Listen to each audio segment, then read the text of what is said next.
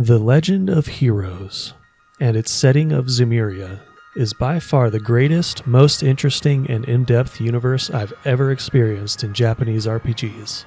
Most JRPGs are one and done, or maybe with one or two sequels, and that's all you get to experience of that setting, whether you like it or not.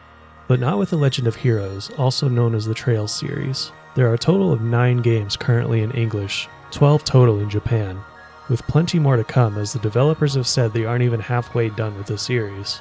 I can't stress enough how much of a godsend this is for JRPG fans like myself who have always wanted something like this. Previously, my favorite JRPG universes were Xenosaga and Golden Sun, and well, we all know what happened to those. But anyway, this is a humble video about my favorite moments in the entire series so far. Not necessarily the absolute best, however. After all, there will be moments that impact you more than me, and vice versa. In fact, I suspect the majority of fans will not agree with a lot of my choices here. But hey, that's just how it works, I guess. It should go without saying that this video will be extremely, and I mean extremely, spoiler heavy. Stop the video now and do not watch it if you haven't played any of them yet, and even have the slightest inclination to play this series in the future. I'm not exaggerating here. We'll be talking about not 1, not 2, but 3 endings in detail, and many other very late game spoiler heavy plot points. You've been warned.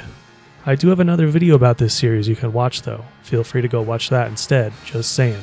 Anyway, I don't have any rules for this countdown other than it's ranked on what I thought were the most impactful moments that made me adore the series. It will only cover up to the events of Trails of Cold Steel 4, so if you've played up to that point, you're good.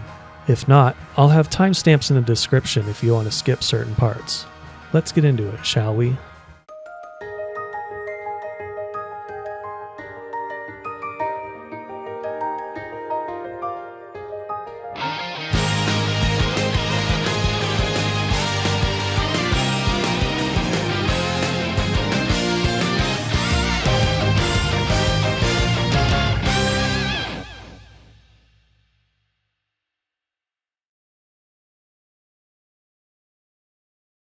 Okay, if you're still here after that spoiler warning and haven't played any of them, this is your last chance, because we're talking about a finale right off the bat. Are you gone yet? No? Well damn. I guess you're just going to have to deal with being spoiled because we're talking about the true ending / postgame of Trails of Cold Steel 2.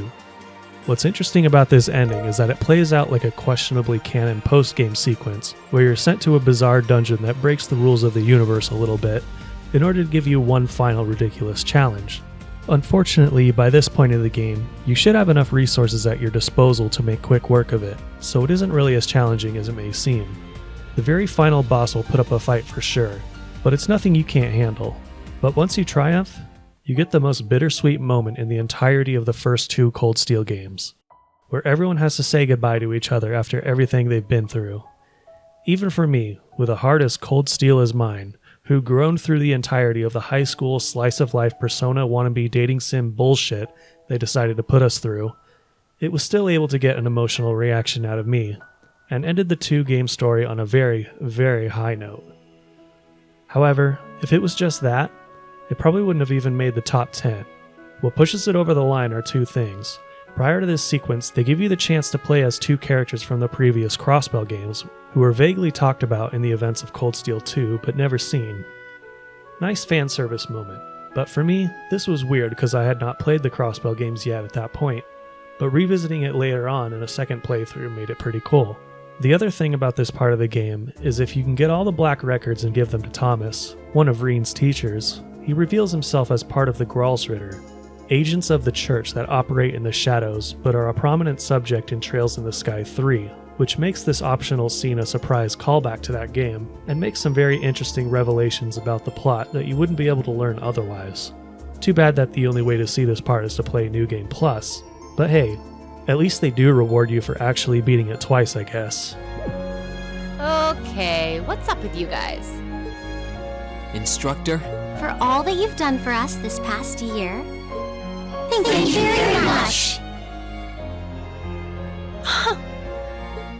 For the majority of Trails in the Sky 2, you are retreading old ground that you had already done previously in the first game, but with new quests that have a much greater impact on the world around you, and a bunch of new locations around those areas to uncover.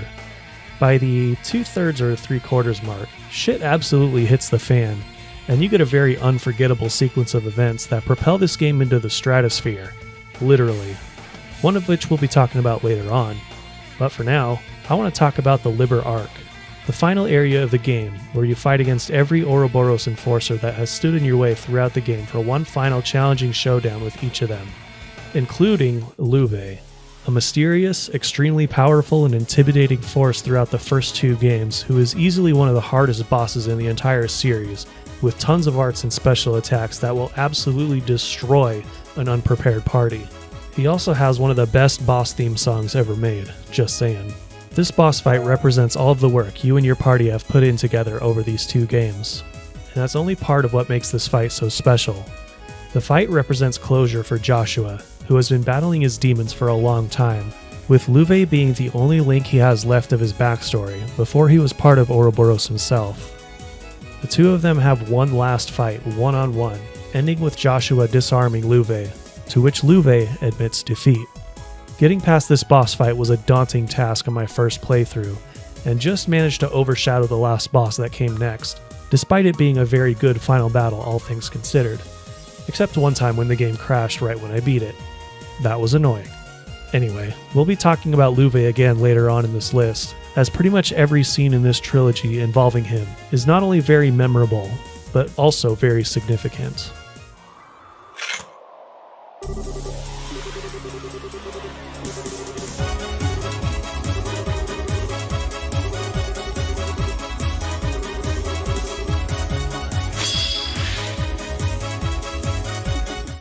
Time to spoil another ending now, just saying. Cliffhanger endings in video games usually piss me off, because there's always a chance they will go unresolved for eternity. Golden Sun, for example, which I mentioned in the beginning, has a 12-year-old game with an unanswered cliffhanger ending that has been taunting fans of the series ever since. Fortunately, the Trail series is the exact opposite, as a cliffhanger can work very well in the game's favor. One major criticism of the story of this series is that in all 9 games we have so far, only a small handful of major plot-relevant characters have been killed. The problem with this is that it severely dampens any sort of tension that certain events should have, because you always know that there are little to no stakes at play due to everyone having an absurd amount of plot armor. Enter Trails of Cold Steel 3.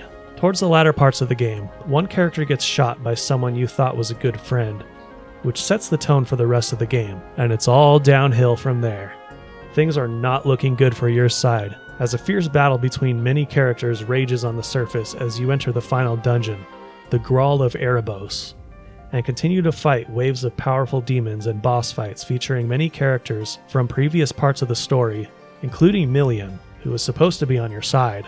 After they get through, Reen and the others of his class make it to the bottom, where the final boss, a corrupted guardian beast, sleeps, and your one missing party member, Altina, is about to be killed as a sacrifice to create a massive sword to kill the beast. Reen and his party get into a tough fight with the beast, only to effectively lose because the beast is impervious to their weaponry.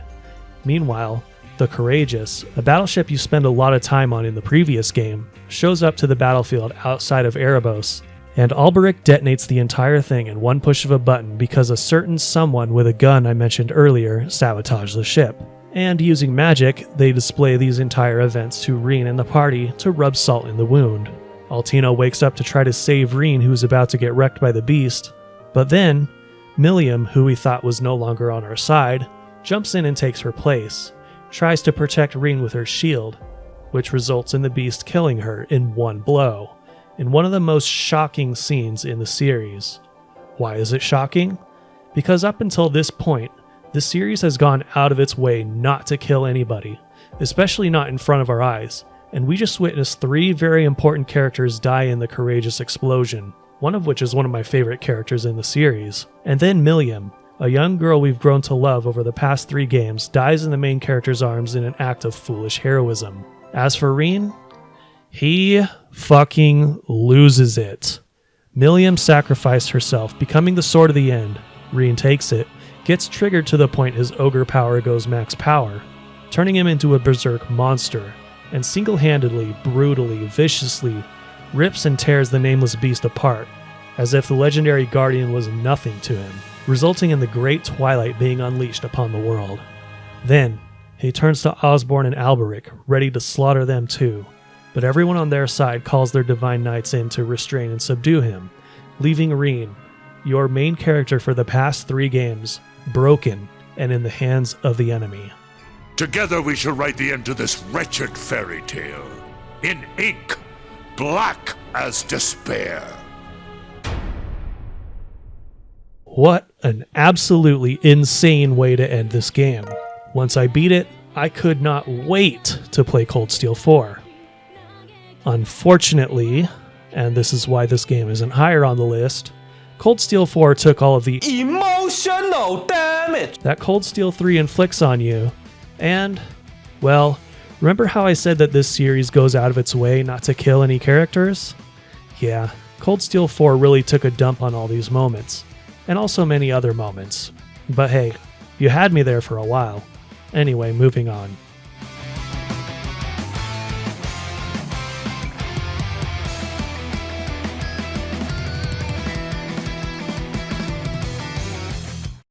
This series is no stranger to dark and disturbing topics. In the previous entry, we got a surface-level exploration of what the villainous forces of Zemuria are capable of in the form of sacrificing children. For this entry, we're going back several games to talk about another young girl with an interesting backstory.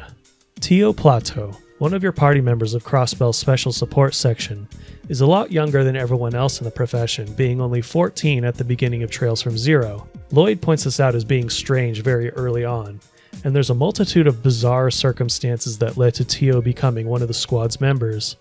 In Chapter 4 of Zero, we learned that the DG cult that the team had started learning about had experimented on children, some of which we learn about in later games, and some of which would be familiar to us if we'd been paying close attention in the Trails in the Sky games, but we'll get into that later. Tio was one of those children. Their goal was to use these children as subjects for testing a drug they referred to as Gnosis, and Tio was one of the few that could handle the experiments, but it resulted in her developing stunted emotions and enhanced senses. Most of the other children died. She was rescued by Guy Bannings, the older brother of the main character Lloyd, and after months of hospitalization, went back to her parents, but couldn't stay with them due to the toll the experiments had on her. She would join the Orbital researchers of the Epstein Foundation, and they were able to use her enhanced senses and intellect to create some cool new stuff that we won't get into here, and eventually starts working with the Crossbell police out of reverence for Guy, the man who saved her life. Though Lloyd is his younger brother, Tio does not open up to him right away, and takes quite a while to feel comfortable enough to talk about her past. It's possible she planned to never do so, but the events of the main story lead them to discovering the drug called Gnosis that is being used in the criminal underworld, which triggers a PTSD moment for Tio, as it's the same drug that was used on her in those experiments. That's when she decides to open up about her past with the other characters in a very emotional moment that drew me further into the story than everything else that had happened up until that point. As a game, Trails from Zero was one of the series' lower points to me, feeling like a return to basics after playing the very meta Trails in the Sky 3. And without such interesting plot points as these, it would be rather unremarkable. Why this point in particular stuck out to me is because many JRPGs don't go as in-depth with their characters as Trails does, partially because they often can't. But not only that, most of them are unwilling to explore serious, morbid, and very real topics like this. I'm aware that some anime and manga do this, but it's extremely rare in video games. Tio is a very lovable character, not just because she's a cute girl or because of her endearing personality quirks, but because she's able to find her place in the world by accepting her horrible experiences and using them for innovation and good while working with the Epstein Foundation and eventually the Special Support Section, where she overcomes her barriers, becoming someone who others can rely on. And despite all this isn't even the best example of this in the series. We'll get to that. But for now, we have another, different type of darkness to conquer. どうして私が生きているのか。ティオちゃん。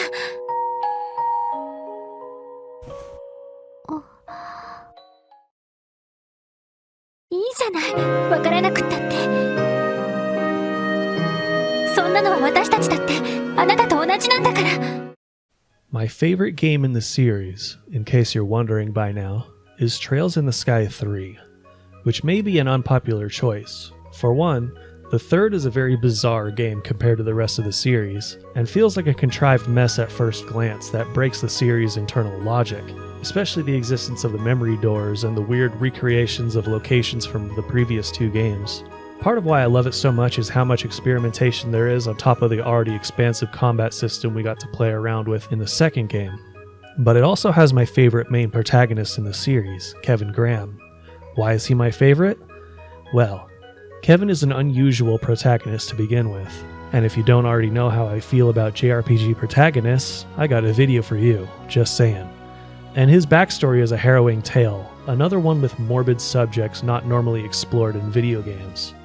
Before he was 8, his parents split up due to his father having affairs and starting a family with another woman, and as a result, his mother became mentally unstable to the point it manifested physically, and she no longer wanted to live. She tried to take Kevin with her by strangling him, but he managed to escape. He returned later to find that his mother had committed suicide. Homeless, he wandered until he was discovered by sisters Rufina and Reese, who took him into Astor House, an orphanage run by the Septian Church. There, he would find new purpose in life, until he and Rufina completed training to join the Gralsritter. What they didn't know was that Astor House was a harbor for a primal ground, a place to contain potentially dangerous artifacts, and it was attacked by Jaeger mercenaries that took Reese hostage as Kevin tried to fight them off. In the primal ground, the Jaeger took the Spear of Loa, which transformed him into a powerful monster, but also made Kevin's stigma absorb all of its power, and he was able to destroy the monster in a berserk state. Rufina arrived, seeing Kevin in such a state, and separated him from Reese in an attempt to protect her, but she was killed by Kevin's berserk rampage. When he comes back to his senses, he watches her die from his own attacks as she was holding him. Fast forward to Chapter 7 of Trails in the Sky 3, and Kevin and Reese are confronted by a replica of Astor House. And as they explore it, Kevin tells Reese the truth of what happened that day, as he lied to her about killing Rufina before this. That's when a phantasm of Rufina reveals itself and sends them into the 7th plane, a manifestation of Gehenna constructed specifically to punish Kevin for his perceived past sins, as that's what Kevin had desired. But with Reese with him, who refused to abandon him despite his transgressions, he has reason to escape, and to earn his redemption by conquering his demons, including replicas of people he killed in the past, one of which is a child that turned into a cannibalistic monster by that very cult that is pursued in the following game, Trails from Zero. Even a ghost of his mother shows up to torment him, but he makes it out of Gehenna eventually, by defeating 2 devils summoned by his last target from the previous game and awakening the Spear of a positive counterpart to the Spear of Loa that was within his stigma, fulfilling his arc of redemption in the process. This part of the story is interesting for various reasons. Kevin and Tio are the results of what fascinating and complex characters you can create with a fantasy setting where the rules of the universe are different to ours. The stigma, for example, is still a bit of an enigma from what we know about them currently, but any person who undergoes mental trauma or some other type of burden can harness the power of a stigma via a powerful ancient artifact, and that's likely one of the main reasons the Septian Church seeks out artifacts. What makes this so powerful of a plot point is that there are many characters with stigmata that we still don't know much about, and each of their stories could be just as fascinating, or perhaps just as harrowing, as Kevin's, that could all point to an even more complex and possibly darker lore of Sumeria that we don't know anything about. There are allegedly 12 of them in the Gralsritter, all with stories yet to be uncovered as much as Kevin's has by the series in the future. Maybe. Hopefully. We'll have to wait and see. Blue seal carved within my soul's abyss. Become a pillar of light upon this purgatory. Fly, holy spears of heaven!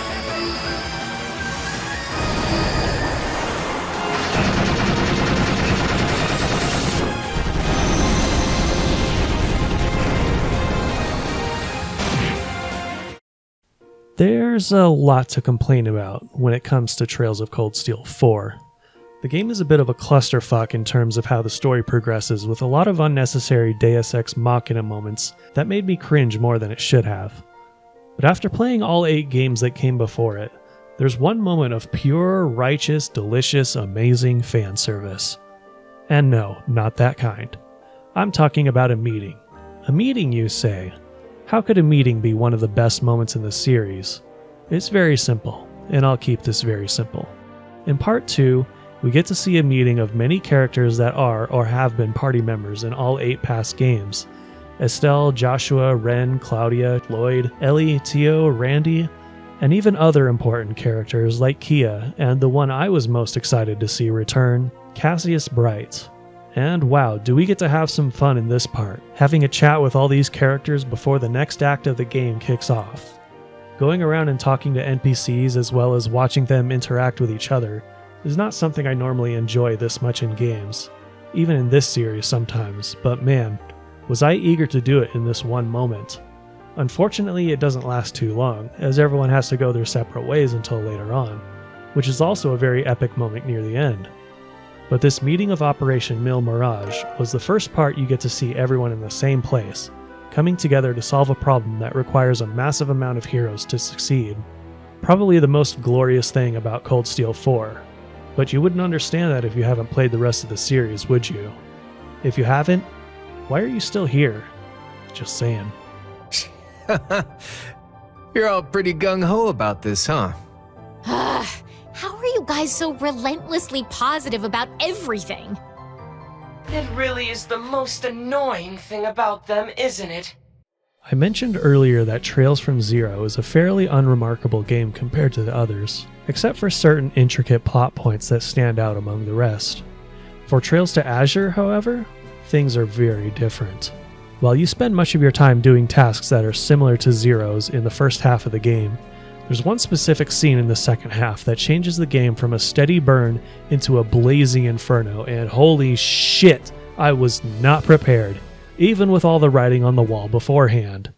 Crossbell is attacked, and that's putting it lightly, by terrorists, led by the Red Constellation Jaeger Corps, and we see more destruction than we've ever witnessed throughout the entire series up until that point by a long shot.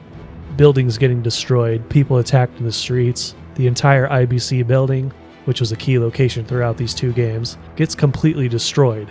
Even the Arc and Seal Theater suffers a ton of damage, and their star performer, Ilya Platier, a very prominent side character, suffers a debilitating injury that puts her out of action for the foreseeable future. What follows this event is also yet another escalation of the larger story and its rapidly evolving political situation, which is surprisingly interesting to learn about in this game especially. Needless to say, this is an event where shit really hits the fan, and is one of the most unforgettable moments in the series due to the stakes being raised so high compared to the rest of the Crossbell arc. To add to the drama, 2 people in charge of the Red Constellation are directly related to your main party member Randy, so that sets the stage for future battles with him, and raising the tension of the game even higher, because Randy's past with this Jaeger group has been coming back to haunt him for much of the game.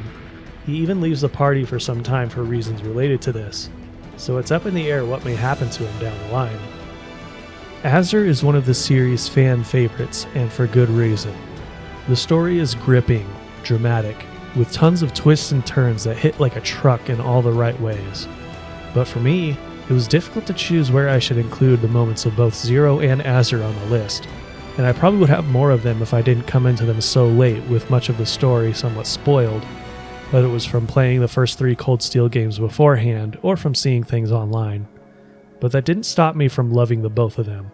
So if you come into it late, maybe after playing some or all of the games that follow, or even after watching this video, I still do recommend going back and enjoying them, because you will.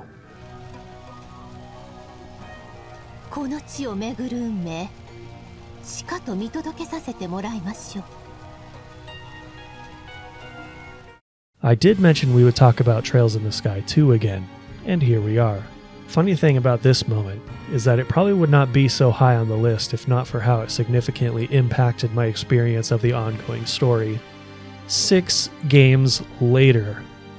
If you're familiar with the series, you probably know what I'm referring to. In Trails in the Sky 1, we get a glimpse of this event when Estelle and Joshua meet with the Queen and hear parts of the story that started a massive war between Liberl and Erebonia 10 years prior to the game's events.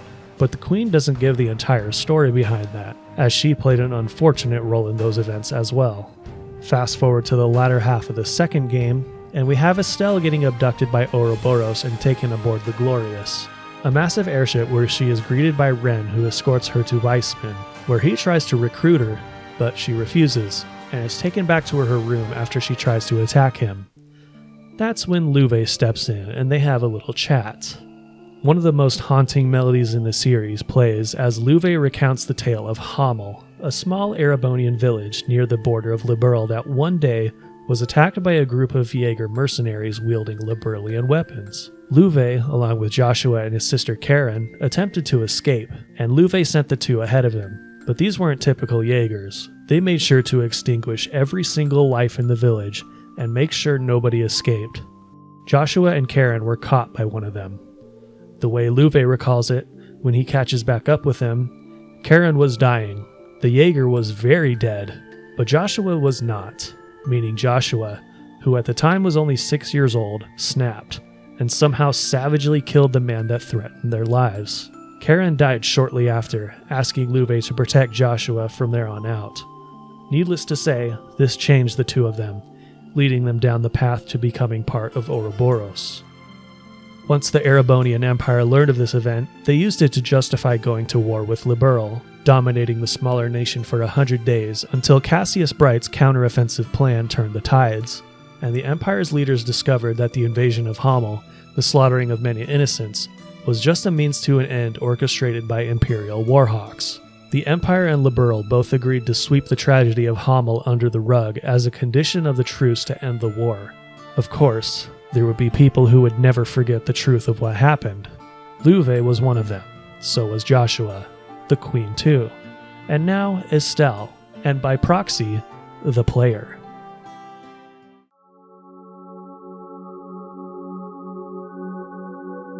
In any normal game, this would just be a backstory segment that pushes the story forward, but for Trails, it's a ripple effect that we can see play out beyond just the backstory of Trails in the Sky, as we are reintroduced to Hamel much later on in Trails of Cold Steel 3, as Reen and his class are required to visit the remains of Hamel as part of the plot, where you get to see for yourself the remains of what happened, from an event that's been lurking in the shadows of Trails' storyline since its inception, while that same haunting melody returns to reprise its role. Not only that, you will continue to learn about this event that was introduced 6 games ago, going forward in Cold Steel 3 and 4. That's what makes the reveal of the tragedy of Hamel such an important and impactful moment for the entire series. And moments like these are a big reason why I, and many others, adore this series so much.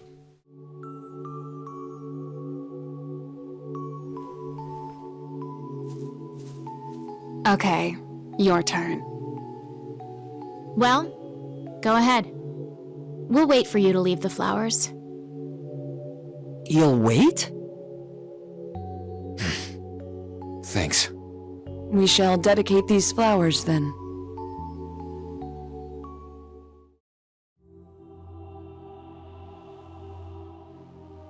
And once again, we return to the darkness.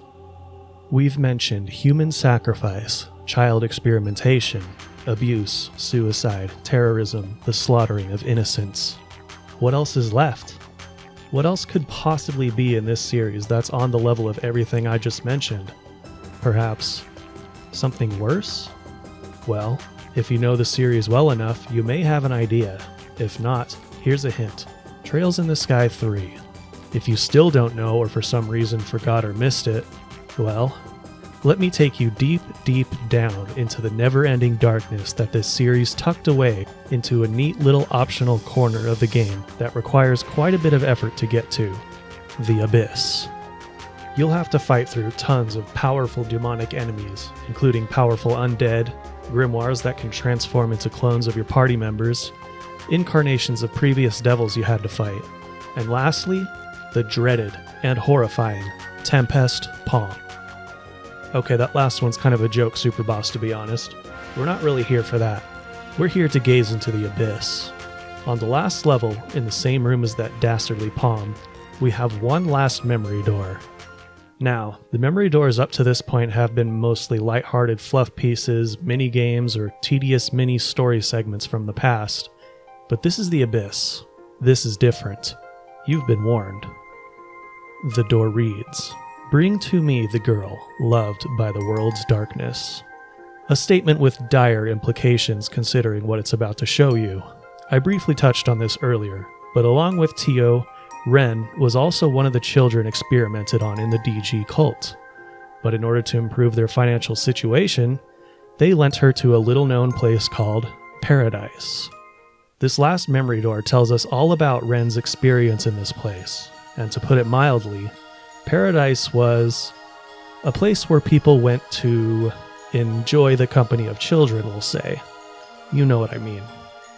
Even the game itself dances around the topic with the way the narration is written, and by focusing more on Ren's activities in her room, mainly her interactions with the 4 other children in there with her. Truth is, these children didn't really exist, at least not in that place with her. They were different personalities she either created herself or absorbed from other kids she knew, and used them as psychological defense mechanisms to keep herself sane while under the unwilling employment of Paradise. And it's possible the only reason she could do this was due to her heightened intellect as a result of the experiments she was used in. Unfortunately, she would not be able to keep it up, as over time, these multiple personalities began to disappear, one by one, until eventually, she would have to confront reality. The only thing keeping her in check at that point was a drug given to her by the brothel's owner, but it wasn't enough. Ren would begin to self-harm in order to cope instead, as seen in the uncensored versions of the game. But then, Paradise would be raided by Ouroboros, with Joshua and Luve being the ones to rescue her and bring her into the organization. Ren is a tragic character whose backstory puts her psychotic actions in the previous game into perspective. She's a broken but highly intelligent, manipulative psychopath whose behavior was enabled by Ouroboros. Unlike Tio, who turned her life around, Ren became a terrifying monster and a huge threat to Estelle and the others, especially while she controls her giant robot, Powder Mater, with her mind, and adopted the moniker the Angel of Slaughter. To her, the lives of others are just toys, ready to be thrown away on a whim, as shown by the way she talks after the first hostile encounter. Estelle would try to get through to her throughout the Sky series and beyond, to show her the love that she had lost during her childhood, and she would eventually succeed, but not without several boss fights and a few more struggles with coming to terms with and accepting reality. I'm fully aware I might get some flack for having this as my number 2 moment in the series. I've seen people express distaste for topics like this in video games, that they are depressing subjects that they don't want to deal with when they are trying to escape reality, and I totally get it. I just don't see it that way. Moments like these inspire fear, disgust, animosity, and more towards the enemies you are meant to stand against, even if you have to wait 1 or more games to do so, while hoping to see Ren become happy someday. The reason this gut-wrenching moment is so important to me is that it really proved just how deep the creators wanted to take this story, just how human they wanted their fictional society to be. For every little subtle hint in dialogue, for every little minor detail that is put into the design of the world, for every vile and disturbing moment that the creators carefully weave into the storyline of this series, it brings Zemuria to life just that bit more. And together, all of these moments push it above and beyond any other game series I have ever played. As for Ren, knowing her backstory is crucial as we continue to watch over her, especially since she is one of the most recurring characters in the series, who just keeps coming back for more. She definitely makes some positive changes over time, but each time I see her again, there's always the memory of what happened to her, as well as the monster she became, in the back of my mind. Can she continue to redeem herself with her new family with the Brights? Or has she just been pretending? Maybe even using them for some sort of elaborate, twisted, self-gratifying game this entire time. It's these kinds of possibilities that keep us coming back for more of this series, is it not?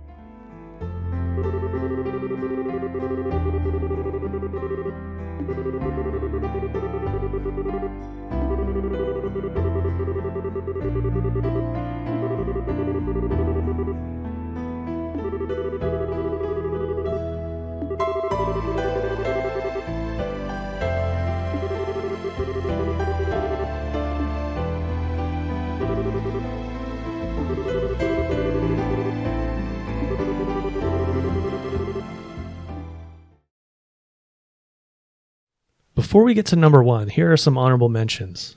Trails of Cold Steel 1. It's probably the lowest game in the series for me, but even it has its own highlights.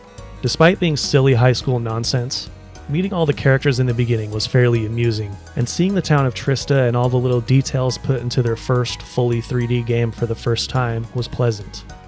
Trails in the Sky 2. A very satisfying final battle with a very climactic ending that really plays with your emotions, but also kind of ends in the way you'd expect. Trails of Cold Steel 2.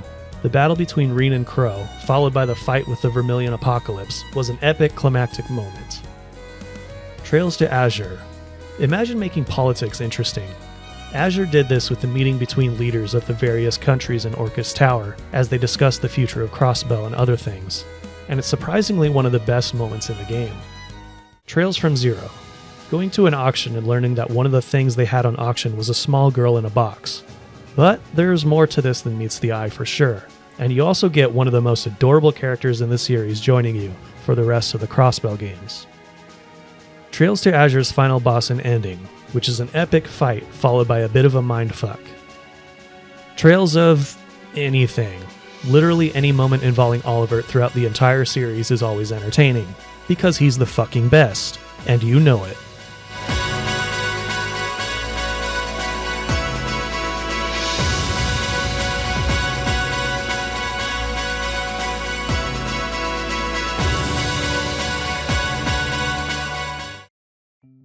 Now that we're here at number 1, you may have noticed there is a certain type of moment I haven't talked about that many would consider a glaring omission.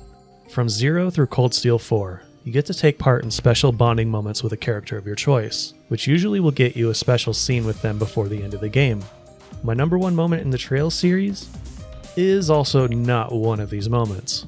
In fact, I tend to find those silly romance tease scenes quite cringe. This sort of shallow dating sim nonsense can go away from my JRPGs, thank you very much. No, we're here to talk about something different, but it's still somewhat related. Related due to it being a romance arc, and a very important one at that. Unlike those previously mentioned bonding moments, this tale of two lovebirds is not up to the player to choose, and instead is much more fleshed out and very important to the story, playing out across multiple games as a prime driving force for a certain character. You may already know where I'm going with this. If you don't, you probably haven't played the Trail in the Sky games. Why are you still here again? I told you to leave. Anyway, yes, we're talking about our favorite precious little ball of sunshine, Estelle Bright, and her adoptive brother, Joshua. Throughout this trilogy of games, we get to watch Estelle develop in various ways, from becoming a rookie bracer to one of the guild's rising stars, from being an absolutely incompetent idiot to becoming an earnest, steadfast hero, from becoming a fool in denial of her own feelings to becoming the most compassionate, loving, and lovable person in the main cast. Alongside her, we have Joshua, who by contrast is sharp, calm, and rational, and doesn't quite change nearly as much throughout the series, which sounds odd to say given what happened in Sky 2, but by the end he's pretty much back to his usual self. But I'm getting ahead of myself here. Estelle and Joshua develop feelings for each other, starting from when they were still young throughout the entirety of Trails in the Sky 1, and culminating in them reuniting and being together in the later parts of Trails in the Sky 2. And man, their reunion was a very, very touching moment, a big highlight in that game, but that's still not the moment we're talking about for number 1. After all, it's not just the moment itself we're talking about here. It's my list of the most impactful, most moving, most exciting moments that affected how much I love the series. And for that, we have to go back to where it all began, the first game. Now, Trails in the Sky 1 was a great game. If it's the first game of the series you play, which it should be, it's pretty enjoyable from start to finish. However, when lined up against pretty much any of its 8 sequels, it's lacking in a lot of areas, and difficult to go back to due to it being very basic in terms of gameplay, very tedious in its quest design, and with a low-stakes story that doesn't have anywhere near the gravitas of those that follow it, with maybe one exception. But it does lay the groundwork for the rest of the series to flourish, and also lays the trap that sucks you in to become desperate to see how the rest of the series plays out, right at the very end of the game.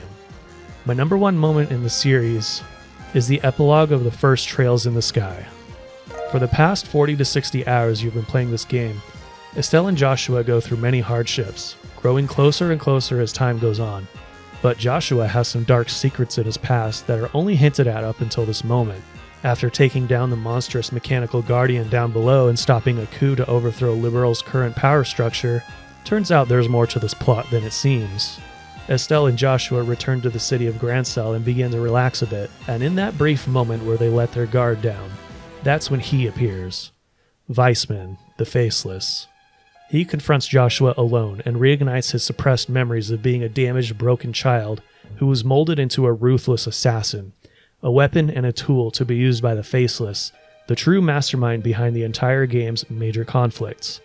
Joshua was sent to kill Estelle's father, Cassius Bright, but it was a battle the Faceless knew was impossible to win. As Cassius was the country's most powerful man, the real aim was not to kill him, but to take advantage of his goodwill, and it worked. Cassius took Joshua into the family, not knowing he was still a mind-controlled pawn of the Faceless, leaking info about the guild and his adoptive father's whereabouts and behaviors as a means to manipulate him out of the country so that the first part of their plan, the ruse of the coup that you've been trying to solve the entire game, would go off without a hitch. Joshua breaks from learning that everything he'd done up until this point was an unknowing betrayal of the people he now loved. Even in the back of his mind, he knew that he would not be able to keep up his new normal life forever once the past came back to haunt him, and now that everything was laid out on the table, things were about to change. The Faceless leaves him alone, and Estelle comes back, and to our surprise, Joshua puts his normal facade back on without much hesitation. At this moment you may think, wow, maybe he really is a monster that doesn't belong in the family like the Faceless said. What happens next only makes it worse. Poor Estelle is trying so hard to sort out her feelings for him all this time, but she was able to pick up on something being off about Joshua after this event. Later that night, she decides to go talk to him about it, and at that moment, Joshua begins playing the game's signature recurring melody, The Whereabouts of Light, with his harmonica on the roof of Grancel Castle. Estelle finds him, and that's when he finally decides to tell her the tale of his broken heart, and that he needs to leave. Though he leaves out quite a lot of the details, it was the truth, and he gives her his harmonica, the last piece of his broken heart. Estelle desperately tries to talk him out of it, finally confessing her love to him directly. It appears to have worked, as Joshua decides to kiss her. But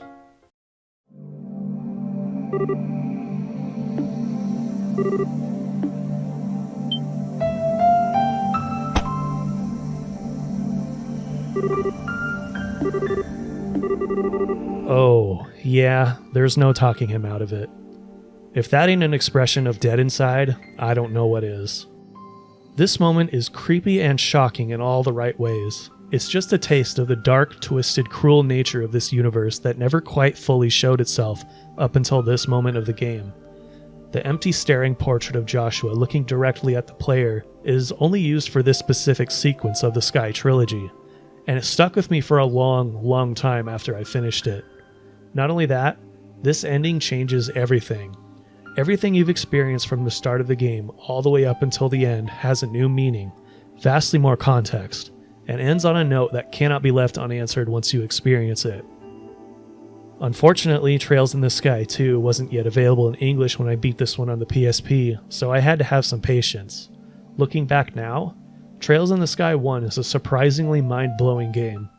It sure felt like yet another JRPG at first, but after knowing everything that happened with full context, at one point, when I went back and played through it again, so many little things, little dialogue pieces, little character interactions that happened put Trails in the Sky in an entirely different light during my second playthrough, all the way through till the end. And honestly, it made me love the game and the series so much more. Even after the first playthrough, this moment turned me from a casual enjoyer of the game into an obsessor of the series dying to know more about it.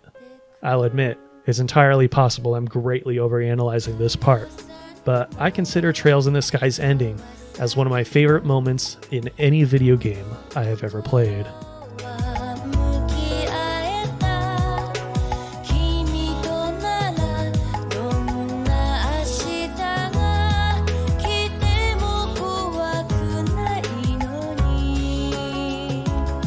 And that's that.